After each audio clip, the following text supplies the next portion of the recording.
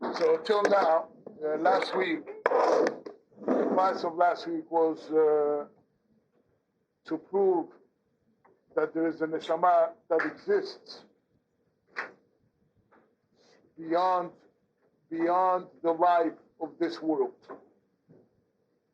And it is the neshama that comes to this world, it lives through this world, and we see the neshama coming back. And that's what we spoke about last week. Many of the examples of neshamot coming back for a purpose to direct themselves to somebody. Not, we didn't speak at all about the neshama coming back for its own purpose, which again, we will see if you're ready to listen to that in the future. But right now, today, I just want to speak about the neshama while it is in this world, how we sense, we must believe that we have a neshama, and we must sense the reality of the neshama while we're alive, while we're living. So one of the most important divrei Chazal that we have is that Avraham Avinu kept the entire Torah. And even Eruv, even the mitzvah of Eruv, which is not in the Torah, it's the Rabbanan, Avraham Avinu kept every detail of the Torah, and yet there was no Torah, the Torah was not given, Avraham Avinu lived much before Matan Torah, and the Chachamim ask, how is it possible that Avraham Avinu kept the Torah? Who taught it to him? How did he get a hold of the Torah to be able to understand what to do, what not to do? The Torah is complicated, the details are many, and it's not easy to say that Avraham Avinu just knew the Torah. So the answer that the Chachamim tell us is that, and this is a fundamental not only for Avraham Avinu, but to understand exactly what the neshama is and how the neshama functions inside man. The Chachamim tell us that Avraham Avinu, and the Chachamim may have an expression that his two kidneys, and kidneys, we're not talking on the physical level alone, they have the power to give advice to a person, to direct a person. This is on the spiritual level. There is the body is not only in the physical level as we know it. Every member of our body and every detail in our body has a spiritual connection and a spiritual expression that, or vice versa, the spiritual expression is expressed through the physical body. And every organ is such that we were connected with something spiritual. So the bottom line is that the Chachamim tell us that Avraham Avinu on his own was able to conceive every mitzvah of the Torah. On his own. He understood that it was necessary to keep a Shabbat. Like in his mind, it was impossible to live a life without keeping a Shabbat. It was impossible for him to live a life without Netilat Yadayim. Even it's the Rabbanan, but we see that even the small details of the Chachamim he kept. He understood his body generated, or to his mind, through his mind, he was able to generate a clear understanding of what man has to do in life in order to have harmony in his life and in his body. Avraham Avinu understood that if he was going to be to the maximum potential of man, these things are needed. It's impossible to reach the potential of man to its fullest unless certain conducts ways of conduct are there at every moment. Those are the mitzvot. So that's the Torah that Kadosh Baruch Hu gave us. We came after the Torah, so we have it easy. Kadosh Baruch Hu told us, you're the machine that I created, and here's the book of instructions. You want the machine to work well, This is what you do. You want it to its full potential. You want it to be in its full health. This is what you do. But for us, it's easy. We have the book of instructions. We have the Torah that comes and tells us what to do. Abraham Avinu was so great that he was able to conceive all this without having the book. He's like the engineer who looked at the machine that he didn't create, and he was able to recognize you need to push this button and attach this wire and do this and the other in order for this machine to work. He was able to understand. From this becomes a basis of understanding what a neshama is. A neshama actually is a living power inside us that pushes us towards a way of life that brings symmetry and harmony into the entire universe. In my presence, I am part of that universe. I'm, albeit a small, very tiny, insignificant part, but I am part. And therefore, there's here an entire system that is connected.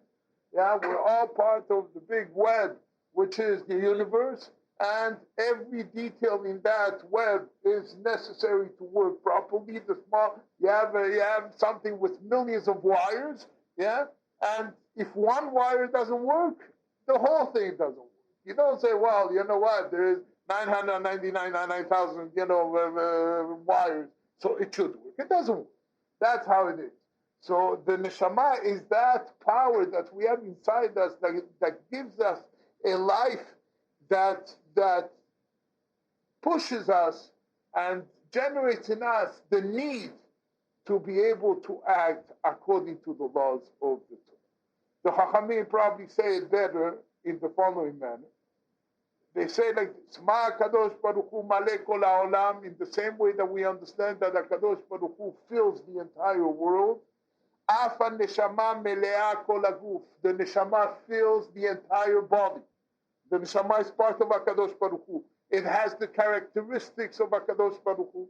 And if HaKadosh Baruch Hu, we believe, is all over, so we have to believe that the Neshama is all over in the tiniest finger of a human being.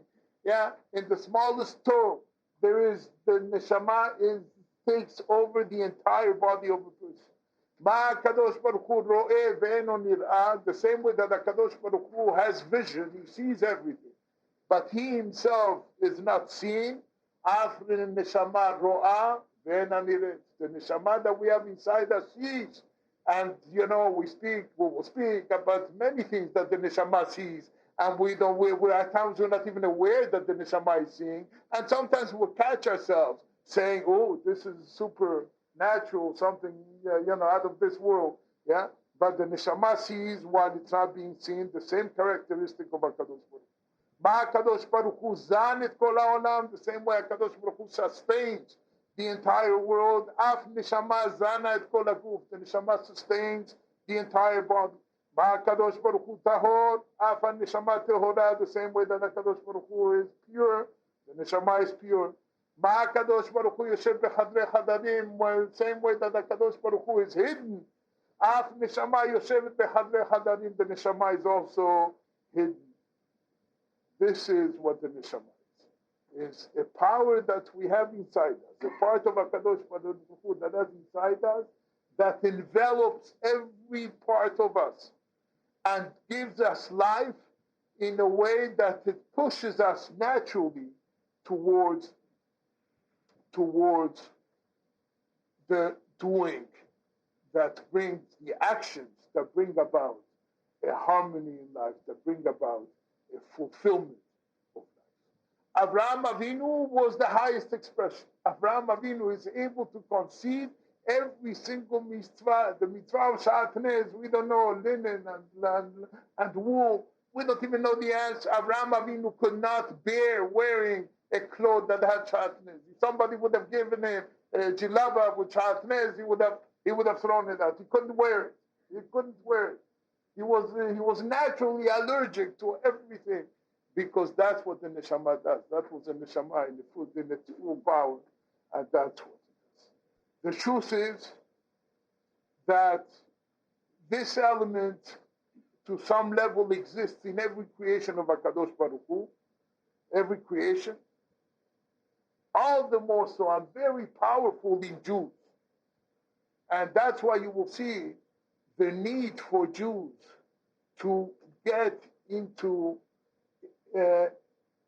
issues and causes that require a certain level of spirituality, even though it has nothing to do with Judaism. Because there is a neshama,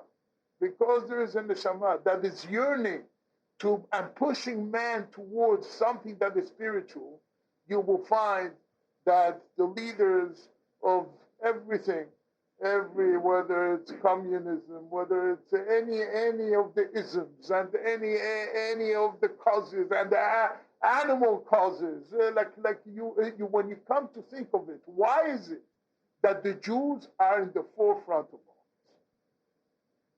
They're the ones that run the world in some of these things that are totally insignificant to us. You understand? But at the end of the day, you understand clearly that there is a neshama inside that Jew. There is a neshama pushing the Jew to go and do something for the world, to go and do something for humanity, to do something for animals, if you can't do anything for humanity. Whatever it is, there is a power inside him, a living power that propels man into having to act.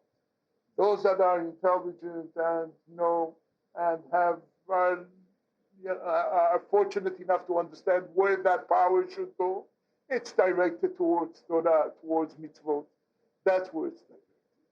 Those that cannot direct it towards Torah and towards mitzvot, they need to find a substitute. Let them stay home. If they don't want to keep Torah, mitzvot, it's fine. They're unfortunate. They don't know. Why is there a need to go and to act? Because the neshama is there pushing in a very phenomenal manner beyond the control of man. This man needs to do. So you go and you see, so we'll save the world with communism, with Marxism, with whatever it is that the person needs. These are great people that could have become great Talmidei Chachamim, they could have become great leaders had they been directed. But one thing is clear. They cannot sit quiet. A Jew cannot sit without a cause. Go to the statistics and find out, and you'll see that when it comes to tzedakah, the Jews, regardless of where they stand in their spiritual life, they go and they're the biggest givers. Those that understand, they will give tzedakah to the proper places, for the proper causes. Those that don't understand will be giving to other causes that are not necessarily the greatest of causes. You understand that? But the need to give is there. If you're not giving because the Torah is forcing you, why are you giving? If you don't take the mitzvot of the Torah as a rule of your life, then why should I give money? Why should I give tzedakah? I give tzedakah. I personally, and all of us, when we give tzedakah because the Torah tells us to give tzedakah. That's why we give. So a person that doesn't believe in the mitzvot of the Torah, naturally should say, I don't give tzedakah. I don't believe in the Torah. I don't give tzedakah. That's not what happens.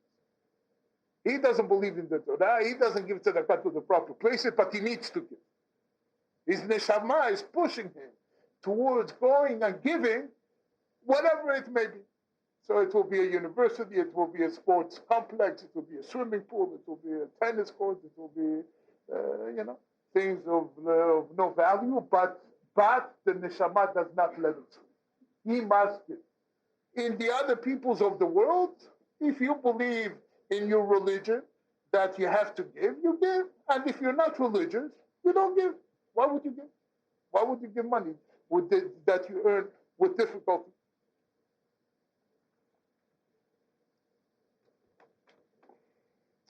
You see, the neshama in action in those levels.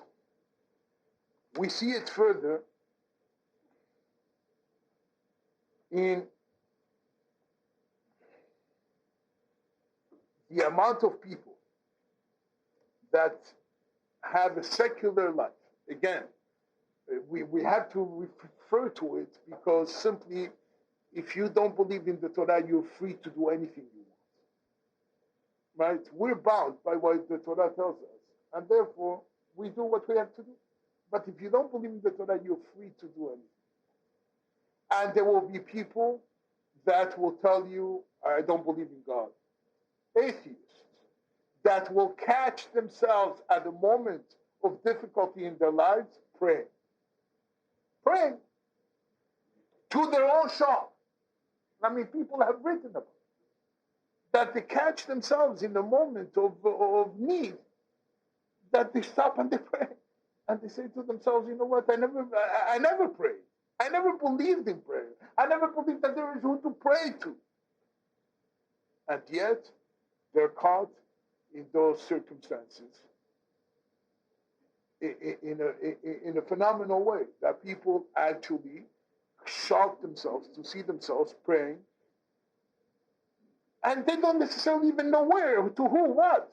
You know, it's obviously the neshama, the living neshama inside him, that is constantly yearning for these things.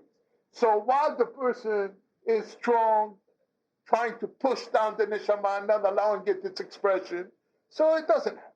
The moment the person becomes vulnerable and the person weakens, so then the neshama jumps out. And the person all of a sudden is, I think one of the most really fantastic experiences when it comes to this was during the 6th War, when they came to the Kotel.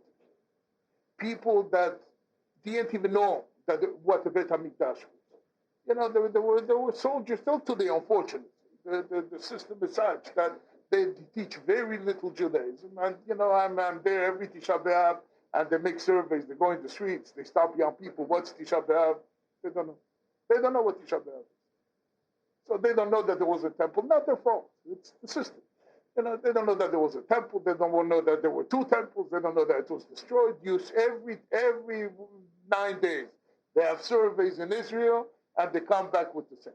That people, you know, outside of Jerusalem, in the other cities where there is no real connection to religion, they don't know.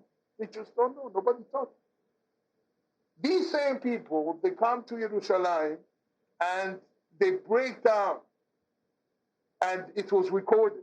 It was so much recorded, the Figaro had a whole article on this at the time. You know, a French reporter that was there wrote a whole article how this war forced them to come into contact with their Judaism after being separated for 100 years. They wrote, you know, because the neshama is the neshama. You take a Jew, whatever he may be, as alienated as he may be, you transport him to Jerusalem, you put him in front of the Kotel, the Jew breaks down to something. I know people that have told me I'm not going to break down. It means nothing. They told me, you know, it's a war. You know what? You stand there, it touches. It touches. You can't move away from the reality that there's a neshama inside us that stirs us. And as long as in the moments that there is a weakness of our guard, we have our guard up. Or some people have their guard up and they don't allow the neshama to act out. But the moment there is a weakening of that guard, the neshama jumps up and you find the Jew standing there as good as any other Jew. You know, it's a phenomenal thing that a person has a need to do good. A person has a need to feel the sanctity. It's not coincidental. It's not coincidental that all the religions of the world, they gather around Yerushalayim when they have their holy places. It does not make sense. It's politically wrong. It doesn't make sense. The Arabs have, the Muslims have Mecca, and Rome is quite an expensive in every way you pronounce it, ordeal over there. Well, what do you see in Arabai? I mean, you're going to compare it to what they have, Like, what's the attraction? What's the attraction? But the Kedusha that the world feels, not only the Jews, the entire world feels the Kedusha. That's something fascinating. That people, our whole history is based on the fact that people want Yerushalayim. The peoples of the world want Yerushalayim. And they have better than anything else. They have better than anything. That's the level that we have. As a person feels this neshama, fascinating things happen with the neshama. You know that the same way the neshama has a need to do good, and a person, a Jew with the neshama, will end up doing good in the wrong causes, but nevertheless giving of himself, his time, and some of them gave their entire existence for the good. The keeping away from the bad is also inherent in our neshama. They say that hypnosis can really bring about a state where a person is enslaved to the hypnotist and will do anything that the hypnotist will dictate to them. It's the science of the neshama. It happens. But they're all right that it is almost impossible. And I guess the almost is there just so they don't want to be caught. That it is almost impossible to hypnotize somebody and tell them go and kill. It will not work. And they've tried it. They've tried it. When people that have been under the hold of hypnosis in a very serious way, when it came to telling them go and do harm, there was always something stopping. They never succeeded in getting somebody to go and kill under hypnosis. The neshama does not allow it. The same way we have the urge to do good, there is something stopping us from doing bad at all times. And that's why they all speak about the phenomenon of a person who commits a crime coming back to the scene of the crime. The most illogical thing in the world, yet it's a sure thing. It's a sure thing. The police knows. A crime took place in this place, we have to keep a guard there because the criminal will come back to the place of the crime. And you explain it to the criminal, you're crazy, They're waiting for you. Every single one of them goes back. The neshama pushes them to go back and to correct themselves. The neshama cannot live with the crime. And they have an urge to do something that's pretty much suicidal. It's sure being caught. And that's how they catch so many of them, simply because they come back to the scene of the crime. But you see the power of the neshama, the most logical person who could have spent years trying to plot this crime and carried out the crime to perfection and walked away, the neshama will shove him back into the place where he will have to come to terms with himself. He will have to come to terms with what he did. It's a fascinating thing that you see in the power of the neshama. And the whole concept of teshuvah, that is possible, when we see the the millions of people that have done teshuvah through history, at our times that we see teshuvah, it's also so illogical. These are people that are having a wonderful life, or so we think. There is so much in their lives that all of a sudden they stop everything, every enjoyment that they have, and they go into a life of teshuvah where it's a hard, difficult life, where it's a very, very demanding life. And they give up all the enjoyments of the world. And they're not coming, I mean, some do come because of some trouble or other, but many of them are not coming because they're in trouble. They're coming because there is no satisfaction whatsoever. The neshama keeps on sending messages to them, to the person, to the brain, to the heart of the person, telling him, get out of here.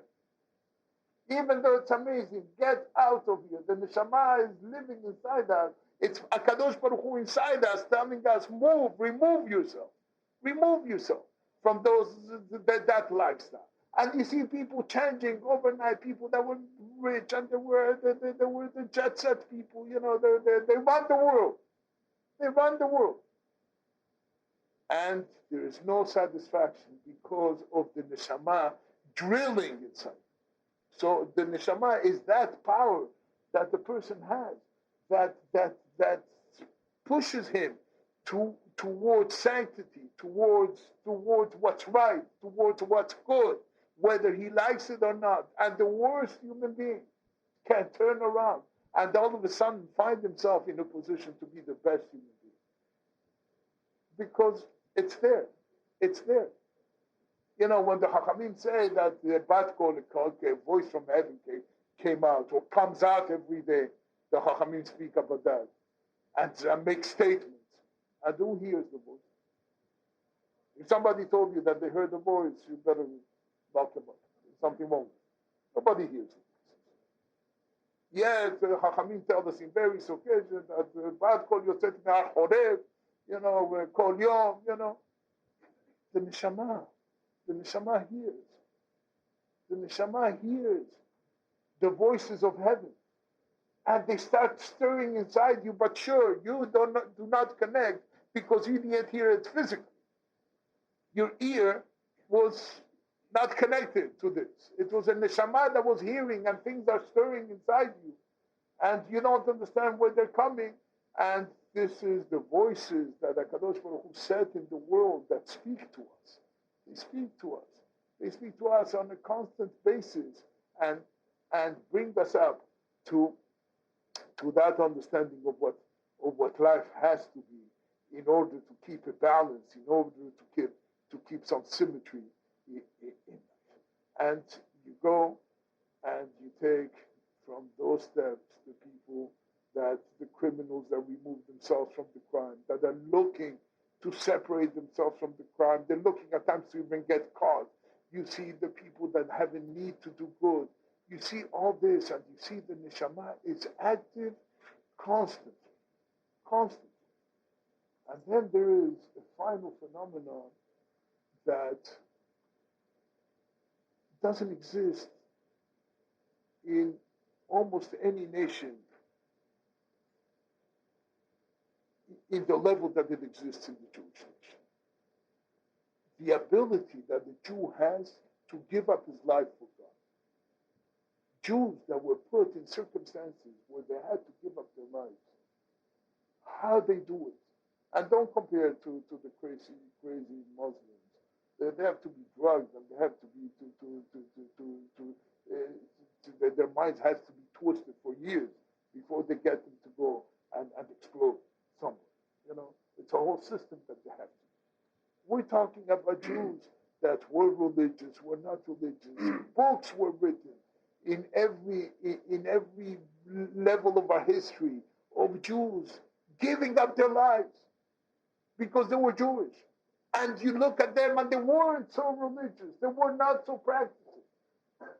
They were not necessarily the tzaddikim of the generation. They too did. But sometimes simple people gave up their lives. Where does it come from? Where is the logic of a Jew saying, I'm giving up my life for God? Where? And the logic comes from the fact that there is a neshama. That the moment that the neshama is allowed to express itself and breaks through all the barriers that we have, every Jew is at that level, raises himself to that level of being able to express himself to the highest of levels of, of giving up their own lives for HaKadosh Baruch Hu, for Jewishness, sometimes for a small detail of Jewishness. A small detail that maybe somebody would have counseled them. There's other ways to do it. They're ready. They're ready because there is a strong force that resides inside us, that pushes us to the highest levels of performance in the way that Kadosh Baruch Hu wanted us to. And we went through the various galuyot from the destructions of the Beit HaMikdash, where hundreds of people gave up their lives, through the Holocaust. And that we went through step by step, and there was always Jews, simple Jews, that were ready to say, I give up my life. You know, there's one, during the Inquisition, somebody was actually,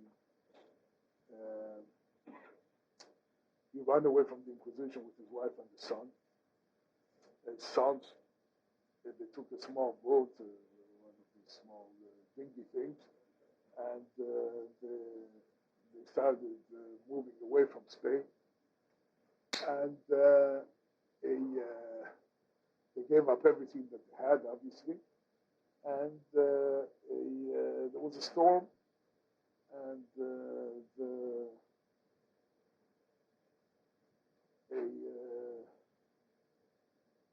the middle of the storm, you know, the wife died. Yeah, she was hit by lightning, and she died. And they continued ahead, and the boat capsized, and the children died, and he was left alone.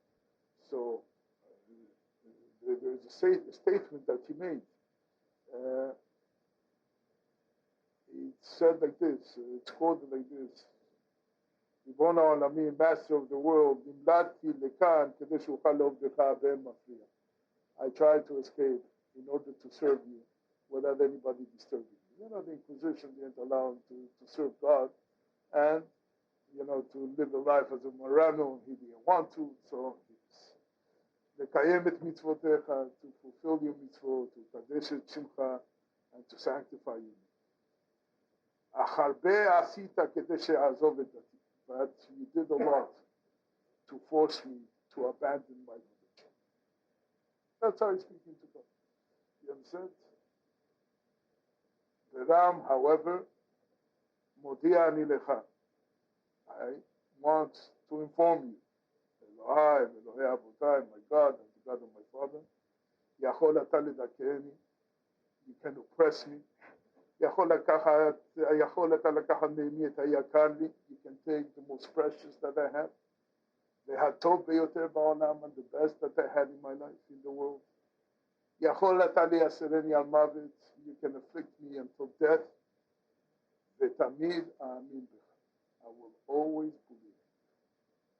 תדע נאמנה.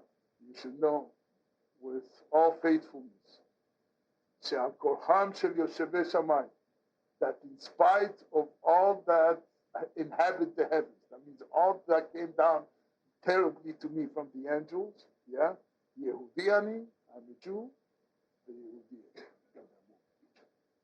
that was the statement. He took away everything, the wealth, the wife, the children, this.